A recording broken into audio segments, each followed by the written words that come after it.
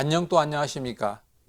자, 글로벌 기독방송 GGB-TV 평생 교육 프로그램의 일환으로 우리 몸에 대해서 이 문제에 대한 건 이렇게 이해하고 갑시다라고 하는 코너로서 자, 이번 시간에 여기 써 있는 대로 수족냉증 어느 분이 전화로 이런 부탁을 하였습니다.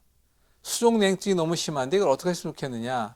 이렇게 해서 오늘은 그 주제를 가지고 잠깐 살펴보도록 하겠습니다. 자, 손발이 차다.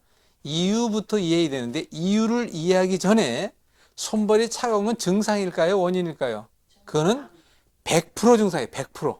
그렇다면 그 원인은 어딘가에 있을 텐데 그 원인을 이해하시면 돼요. 그러면 그 원인을 이해하고 난 뒤에 그 원인적인 문제가 해결하기 위해서는 내가 노력해야 돼요? 아니면 경비 씨가 대신해 줘야 합니까? 그건 당연한 얘기잖아요. 그런데 그 원인에 대한 것을 제대로 이해하지 못하고 평생을 살아가는 사람들이 의외로 있다는 것을 보게 됩니다. 자, 그럼 살펴봅시다. 손발이 냉하다. 손발이 차갑다. 자, 우리 몸의 체온 관리는 누가 합니까? 피가 합니다. 그래서 피가 혈액순환이 잘 돼야 돼요. 그런데 그 피의 생산도 그렇지만 그 피를 잘 돌려서 어디 끝까지? 손과 발 끝까지 피가 잘 가야 돼요. 피는 잘 가는 것도 중요하지만 갔던 피가 다시 되돌아오는 것도 중요한 거예요. 그래서 우리 몸의 가장 중요한 장기라는 마음, 심장. 그 마음, 심장에서 가장 먼 곳이 어딜까요? 바로 발끝입니다. 그럼 발이 많이 먼저 시려울까요? 손이 먼저 시려울까요? 근데 손이 먼저 시렵다고 어느 분이 지금 말씀하셨는데 손은 무엇을 안 끼고 있었으니까? 장갑을 안 끼고 있었으니까. 손과 발에 다 신발 등등을 신고 장갑도 끼고 있는데 똑같은 추위, 깊은 추위 속에 가 있으면 바로 발이 먼저 시려옵니다. 그 이유는 발은 어디에서 머니까? 심장에서 머니까. 그러면 심장으로 내려갔던 피가 다시 되돌아 올라오기도 아주 어려운 조건이 심장에 있는데 그 이유는 무엇일까요? 바로 지구의 중력 때문이에요. 지구의 중력은 밑으로 끌어내립니다. 그러다 보니까 밑으로 내려갔던 피가 올라오기가 쉽지 않은 거예요. 그래서 밑으로 내려갔던 피가 다시 올라오기를 도와주기 위하여 바로 우리 신체 부위의 어느 부위라고 하느냐?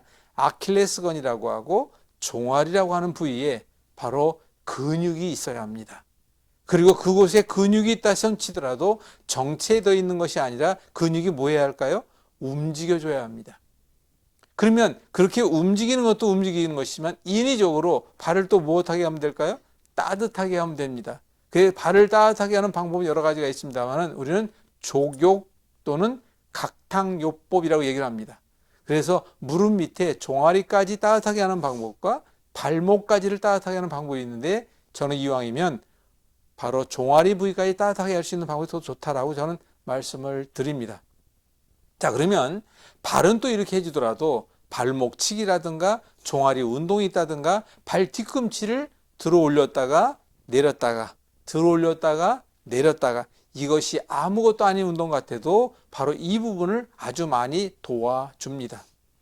그리고 이제 발목치기라고 하는 동그란 통나무 같은 데다가 발목부터 종아리까지를 때려주는 방법이 있고 요즘에는 그것을 갖다 마사지 해주는 여러 가지 그런 제품들이 나온 것도 보게 됩니다.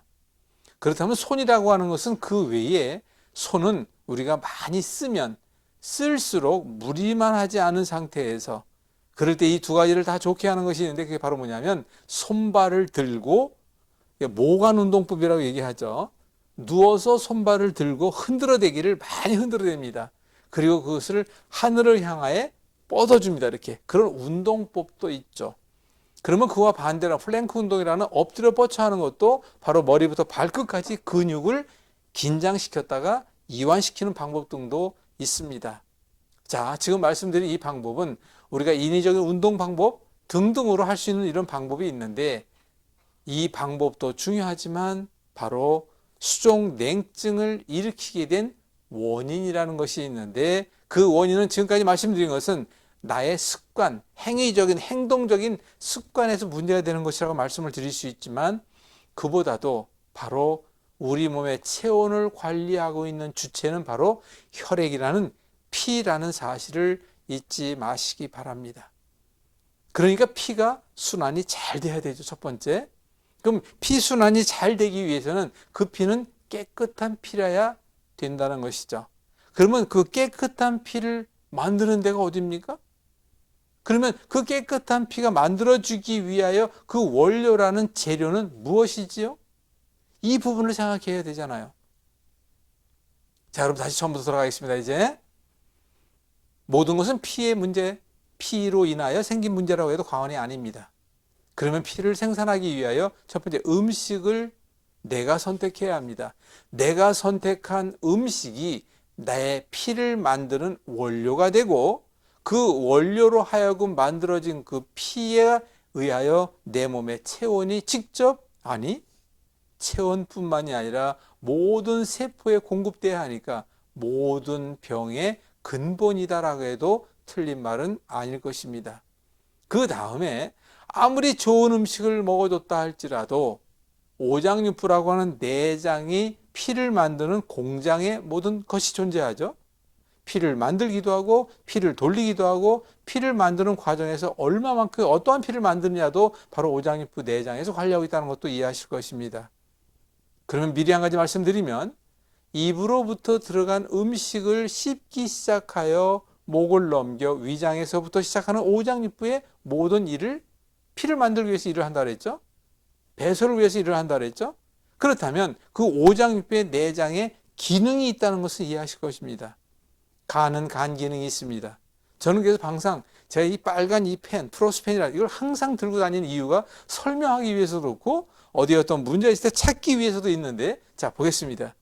저는 이게 수평적이라고 얘기하죠. 간 기능이 이처럼 수평적, 즉 정상적 상태가 돼야 합니다. 저는 기능을 얘기하고 있어요. 기능이라는 건 눈에 보이지 않습니다. 하지만 그 기능에 의하여 변화된 우리 몸의 변화는 진맥을 한다든가 아니면 다른 방법 등등으로 찾아낼 수가 있어요. 그리고 바로 간이다, 위다, 대장이다, 폐다, 심장이다, 방광이다, 자궁이다, 모든 기능을 이처럼 정상적 기능에서 그 기능이 부족하게 될 수도 있죠. 이렇게 그 기능이 지나치게 넘칠 수도 있죠. 그래서 이것을 동양의학 또는 한방에서는 그 기능이 부족해진 것을 허라고 표현하고 그 기능이 넘치는 것을 실이라고 표현합니다. 그래서 이것을 내장 기능의 허와 실 상태라고 총 이렇게 망라해서 이해할 수가 있겠죠. 그러면 나는 간 기능이 허한지 간 기능이 실한지를 알면 만약에 간 기능이 허하다면 허한 간 기능을 정상적으로 돌려주기 위한 방법이 있을 것 같습니까? 없을 것 같습니까? 그 방법이 없으면 이야기할 필요가 없죠. 이러한 여타의 방법은 세상에서도 이야기하는 여타의 많은 방법들이 있지만 저도 물론 다 어른들에게서 다른 먼저 배운 사람도 다 배웠습니다. 저도. 그런데 막상 그것을 배우고 그걸 공부하기 시작한 지 올해가 42년째가 됐습니다. 42년 동안 수많은 사람들을 만나보고 수많은 사람들에게 그 몸의 상태를 진맥하는 등등을 통해 알아보니까 결과치가 만들어지더라고요. 바로 그 결과치라는 것이 바로 사람은 이렇게 병이 왔고 이런 문제는 이렇게 해결해야 이렇게 되나는구나, 변하는구나. 또 그 사람이 어디에 어떤 문제가 있을 때 그 문제를 해결하기 위하여 어떠한 행위, 어떠한 조치, 어떠한 기능 조절 등등을 했을 때 그것이 정상적인 제대로 된 방법이었다면 누가 그거를 제일 좋아할 거라고 생각하십니까? 바로 우리 몸을 항상성에 의하여 내장 기능도 간 기능도 정상이요 정상으로 만들려고 24시간 일을 하고 있는 뇌를 도와주다 보니까 뇌는 그 도움에 보답하기 위하여 이렇게 말씀드리면 믿지 못할 사람들도 분명히 있을 텐데 내가 어떠한 도움을 간 기능이 떨어져 있는 사람에게 간 기능을 보탤 수 있는 그런 조치를 취해줬어요. 그럼 뇌는 어떻게 될까요? 거기에 따르는 반응을 즉각합니다. 즉각 보여준다고요. 그렇게 뇌는 인사가 빠르다는 걸 알 수 있습니다. 그럼 수족냉증으로 다시 돌아가겠습니다. 자, 아니 그에 앞서서 피가 중요하다는 걸 말씀을 드렸죠. 피를 만드는 공장인 오장육부의 내장 기능을 정확히 알고 그 기능을 조절할 수 있는 방법은 얼마든지 있습니다. 이 시간에 거기까지 말씀드릴 수는 없고, 그렇다면 그 피의 종말 처리, 그게 바로 뭐라는 것입니까? 음식을 먹고 오장육부에서 피를 만들고 그 종말 처리로 나오는 것이 바로 입부터 항문까지 뚫려 있는 관계가, 그게 대변이라고 얘기하잖아요. 대변을 한자로 한글로는 뭐라고 하느냐? 바로 똥이라고 얘기합니다. 저는 사실 똥이라는 단어를 훨씬 더 좋아합니다. 있는 그대로. 그래서 대변에 관계된 것이 이렇게 저는 얘기하죠. 대변은 물 위에 떠야 합니다. 황금색이 훨씬 좋습니다. 바나나 형태는 반드시 갖춰야 합니다. 잔변감도 무조건 없어야 합니다. 냄새는 없을수록 좋습니다. 반드시 하루에 한두 번 가야 합니다. 그리고 휴지가 필요 없는 변을 본다면 오장육부 내장에서 완벽한 일을 하니까 완벽한 뭐가 만들어진 것입니까? 피가 만들어지고 있다는 것을, 적어도 이런 대변을 한 달 넘게 내 보고 있다. 아주 쉬운 것이잖아요. 아니 매일. 그러면 죄송합니다 이렇게 말씀드려서 똥을 싸고 오라 합니까? 똥을 보고 오라니까. 대변을 보고 오라고 하잖아요. 그 대변을 보고서 이 상태를 점검하라는 것입니다. 여러분들이 이제 자녀가 있다면 그 어린 자녀들의 이 상태를 확인하시고 어른이라 할지라도 이 대화의 내용을 점검을 서로가 하여 우리가 함께 노력하여 이러한 대변을 만들어 가도록 합시다라는 집에서의 노력이 있어야 한다는 거예요. 자, 끝으로 정리하겠습니다. 수족냉증이다. 손끝, 발끝 피순환이 안 된다. 그건 당연하잖아요. 피를 어떻게 만들어야 할 것인가? 그리고 그 피를 보내줘야 할 것인가? 아무리 피가 깨끗하게 만들어졌다 할지라도 하루 대부분 누워서 있고 움직이지 않는다면 혈액순환이 당연히 안 되는 것이 아니겠습니까?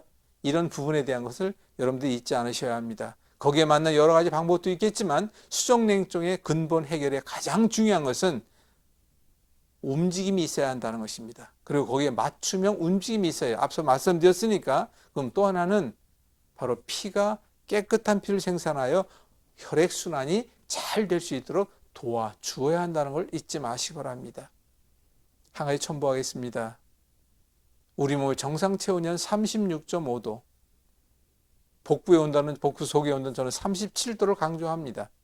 이것만 아십시오. 우리 몸에 35도가 됐다. 누가 제일 좋아할까요?